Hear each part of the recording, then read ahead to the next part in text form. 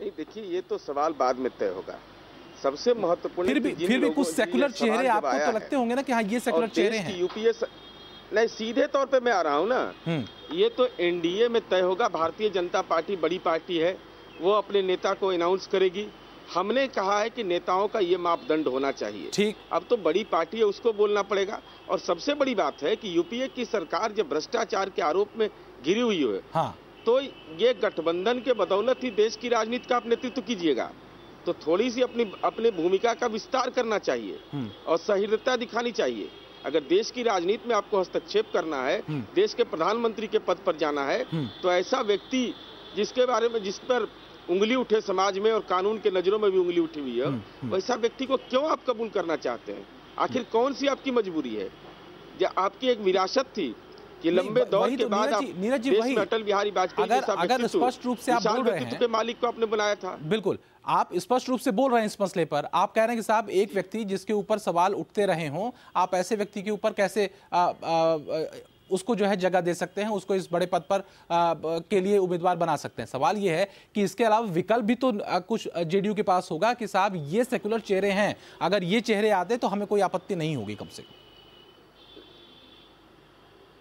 अरे जब हम अपना मंतव्य दे रहे हैं तब तो इतनी प्रतिक्रिया है।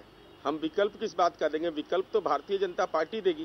भारतीय जनता पार्टी बताएगी, एनडीए में इस पर बात होगी, एनडीए में सर्वसम्मति बनेगा, तो देश की राजनीति में एक नया अध्याय की शुरुआत होगी। ये हम कौन सलाह देने वाले होते हैं?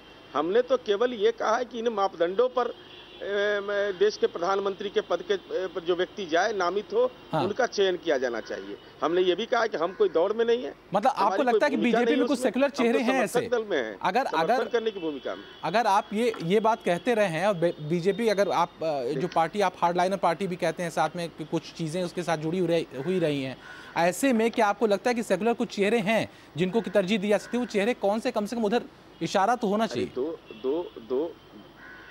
दो भारतीय जनता पार्टी में तो दो धारा स्पष्ट रूप से नजर आ रही है। हाँ। एक धारा जो ये बयान है, बिहार में लोग बयान दे रहे हैं, हाँ, और विधायक दल के नेता आदरणीय सुशील कुमार मोदी जी ने कहा कि देश को एक उदार प्रधानमंत्री बनना चाहिए देश में। हाँ। भारतीय जनता पार्टी के राष्ट्रीय नेताओं की तरफ से भी ऐसा कोई भी नहीं आया है कि फला आदमी ये उम्मीदवार हो गया। ये तो सीधे तौर पे समाज में तनाव पैदा करने के लिए इस ढंग की भाषा का इस्तेमाल लोग कर रहे हैं। न अपना भला कर रहे हैं, न पार्टी का भला कर रहे हैं, न देश का भला करेंगे। चलिए, ये तो आपने माना कि भारतीय जनता पार्टी को बड़ी पार्टी है, उस दो धाराएं चल रही हैं, नीरज जी ये बता रहे हैं बीजेपी के अंदर, और ये दो धाराएं वास्तव में किस धारा से ज्यादा मुतमईन जेडीयू नजर आता है, ये तो समय के बाद स्पष्ट हो जाएगा। फिलहाल बवाल मचा हुआ है। आज दिन भर का बवाल क्या रहा, किस तरीके से स्टेटमेंट पर स्टेटमेंट, बयानों पर बयान आए, जरा वो देखिए। देश के सामने इस समय जो प्रमुख मुद्दे होते हैं, उन पर स्वयंसेवकों को संघ के विचार से परिचय कराने का प्रयास होता है। उसी दौरान उन्होंने हमारे विचारधारा से संबंधित सेक्युलर गैर सेक्युलरवाद की बहस पर संघ के विचार रखे थे। हमेशा हम इस विषय पर स्पष्ट कहते आए हैं कि जो हिंदुत्व की विचार को लेकर हम चलते हैं, वह अत्यंत उदार विचार है, सर्वसमावेशक है, सच्चे अर्थ में सेक्युलर विचार है। यह संघ का वैचारिक अधिष्ठान हमेशा से रहा है। इसी बात को आदरणीय भागवत जी ने उस भाषण में स्वयंसेवकों के सामने रखा था। एनडीए को पहले ही नेता के नाम का ऐलान करना चाहिए। नेता ऐसा हो जो गठबंधन के हर सहयोगी को स्वीकार्य हो। गठबंधन के नेता को धर्मनिरपेक्ष होना चाहिए, जो लोकतांत्रिक मूल्यों पर पूरा विश्वास रखे। ऐसा नेता चुनना होगा जो बिहार जैसे राज्यों का ख्याल रखें। नीतीश बताएंगे कि प्रधानमंत्री को सेक्युलर होना चाहिए। क्या पहले के प्रधानमंत्री सेक्युलर नहीं थे? नीतीश वोटों की राजनीति कर रहे हैं। सेक्युलर की परिभाषा जो लोग उठाए हैं, मैं तो यही जानता हूं कि देश में अब तक जितने प्रधानमंत्री, मुख्यमंत्री हुए, सभी सेक्युलर हैं। और सेक्युलरिज्म की परिभाषा या सर्टिफिकेट कोई व्यक्ति या कोई राजनीतिक दल किसी एक दूसरे को नहीं देगा। हमारे एजेंडा में है कि देश का जो प्रधानमंत्री हो, उसका दिल दागदार न हो, दामन दागदार नहीं हो, और अगर कोई दामन दागदार वाले व्यक्ति को कोई नेतृत्व देना चाहता है तो टाटा बाय बाय करने के लिए हम तैयार भी हैं। नीरज जी, आपका भी स्टेटमेंट हमने अंत में सुना और उसमें आपने ये कहा कि हम ये चाहते हैं कि एक ऐसा व्यक्ति जिसका दामन दागदार ना हो।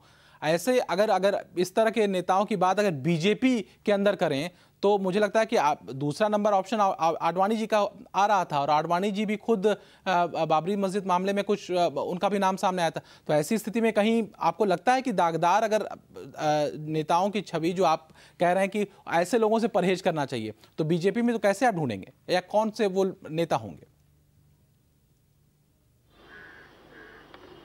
भारतीय जनता पार्टी में कौन नेता होगा ये मैं तय करने वाला नहीं। मैंने जिस बात को कहा है जी कि जिस बात की चर्चा बार बार कर रहे हैं, हमने ये कहा प्रधानमंत्री के योग्यता के लिए ये सब मापदंड होने चाहिए। हम और उसके आधार पर कहा जा रहा है कि फला आदमी धर्मनिरपेक्ष है कि नहीं, ये प्रमाण पत्र देने वाले कौन है। भैया आप कबूल करिए ना कि धर्मनिरपेक्ष है कि नहीं। जो व्यक्ति यह बोलता हो सांप्रदायिक उन्माद के समय कि क्रिया के खिलाफ प्रतिक्रिया होती है, ऐसा व्यक्ति सेकुलर कम से कम नहीं हो सकता है, और राज्य के संवैधानिक पद पर बैठा हुआ व्यक्ति के मुंह से ये शोभा नहीं देता। ये देश के लिए एक खतरनाक संदेश होगा। और भाई भारतीय जनता पार्टी के एनडीए घटक दल हमें वो बड़ी पार्टी है, वो तय करे ना। और हमने कहा कि ऐसा हिंदुस्तान की राजनीति में प्रथम व्यक्ति थे जो इस ढंग का बयान उन्होंने दिया। इसके अलावा कोई व्यक्ति सामाजिक सौहार्द और सांप्रदायिक सौहार्द को बिगाड़ने वाला कोई बयान देने की हिम्मत नहीं करता था। ये इनके जेहन में है बैठा हुआ। चलिए नीरज जी, बहुत शुक्रिया, आपने इस पूरे मसले पर हमसे चर्चा की। तो फिलहाल मामला जो है वो वहीं अटका हुआ है, बयान जो है वो लगातार आए, और इस बयान को अब जाहिर सी बात है आने वाले दिनों में थोड़ा सा माइल्ड भी होगा, लेकिन चूंकि मसला नया है और जिस तरह से सेकुलरवाद को लेकर के, सेकुलरिज्म को लेकर के जिस तरह से एक नई बहस छिड़ी हुई है, उस सेकुलरिज्म की बहस के बीच क्या एनडीए के जो घटक दल खासकर जेडीयू और बीजेपी, इसके बीच में किस तरीके से अब जो खींचतान है वो कब तक शांत हो पाएगी या नहीं हो पाएगी, ये समय के साथ साफ होगा। फिलहाल इस मुहिम के इस सेगमेंट में बस इतना ही। आगे हम बात करेंगे कि पटना कितना सुरक्षित है, एक छोटे से ब्रेक के बाद।